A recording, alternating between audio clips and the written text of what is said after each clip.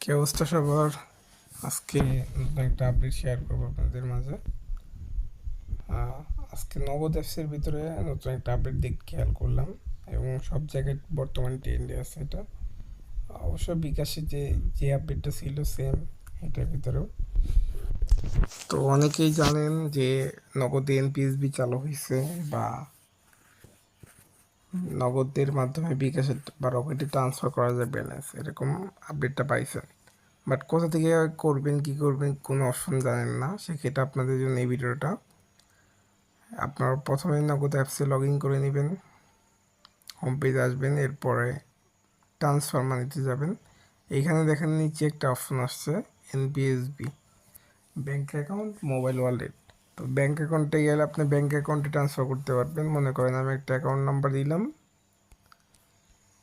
দেওয়ার পরে এখানে আমি কোন ব্যাঙ্কে দিব, এখানে এই লিস্টেড এই কয়েকটা 5টা ব্যাঙ্কে আছে, এর বাইরে কোনো ব্যাঙ্ক নেই, যেমন ইউসিবি ব্যাঙ্ক নাই, আর অনেক ব্যাঙ্ক নাই। এই 5টা ব্যাঙ্কে আপনারা লেনদেন করতে পারবেন।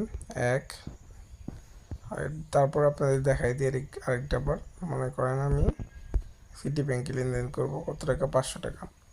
সেম বিকাশে 500 টাকা বিকাশ টু ব্যাঙ্কে এনপিএসবি করলে 4 টাকা 25 পয়সা কাটে, সেম টু সেম নগদেও কাটতেছে। টোটাল ভ্যাট সহ 4 টাকা 25 পয়সা। তো এই ছিল আপডেট। আরেকটা হলো মোবাইল ওয়ালেটে যাবেন, এখানে ধরেন আপনি একটা নাম্বারে টাকা পাঠাবেন, এইখানে আপনার দেখেন পাঠাও পে আছে, রকেট আছে, টলি পে আছে, উপায় আছে, বিকাশ আছে। আপনি যেখানে পাঠান, মনে করেন 500 টাকা পাঠাবেন এই নাম্বারে, ওই 4 টাকা 25 পয়সা দিতে হবে। ধরেন আপনি 1,000 টাকা পাঠাবেন, আমার বর্তমানে ফান্ড নাই, দেখা যাচ্ছে সেম 8 টাকা 50 পয়সা দিতে হতো।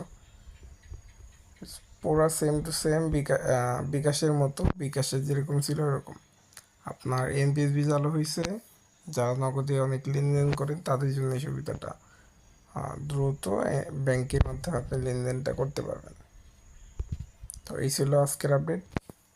ভালো থাকবেন সবাই। নতুন নতুন ভিডিও পেতে, আপডেট পেতে আমার চ্যানেলটি সাবস্ক্রাইব করবেন।